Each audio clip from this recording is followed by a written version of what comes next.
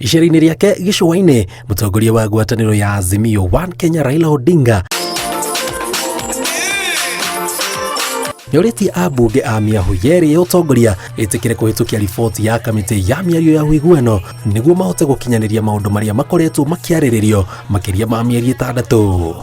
Tumezungumza na wao, tuliweka timu pale ikiongozwa na Kalonzo Musyoka, wameongea mpaka wakatoa ripoti. Leo hii ambayo ni Jumanne tarehe 13, hiyo ripoti inafikishwa katika bunge. Bunge inafunguliwa leo na ile ripoti imewekwa katika meza huko. Nataka hiyo ripoti ipitishwe wiki hii. Baadaye tuanze harakati ya kuteua tume ya uchaguzi. Ohogete kuhitukira riboti iyo nimekuhota kugacirithia motungata ma commission ya ithurano IEBC makiria hokani ucagurani wa muikariri giti na makomishona ayo. Hiyo ripoti nasema mpaka tukubaliane, mimi na Ruto tukubaliane nani atakuwa mwenyekiti na kina nani watakuwa wanachama wa chama cha IEBC.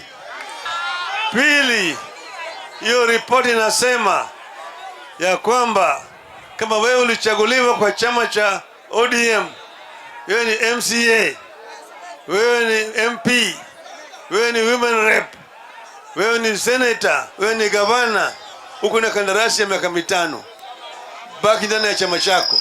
Nĩorĩtie atongoria othe macaguritwo rungu rwa iburi rĩa ngwatanĩro ya Azimio One Kenya matigetĩkĩre kũgayũkanio, akiuga ciama iria ciothe ciĩ ngwatanĩro-inĩ ĩno irathiĩ o nginyagia ndebe-inĩ mwaka wa 2027. Wachana na Wiper na ODM na Kenya na DAP hata na PA. Hao wote vyama ambavyo vilikuwa ndani ya muungano ya Azimio wabaki ndani ya muungano ya Azimio mpaka uchaguzi wa 2027.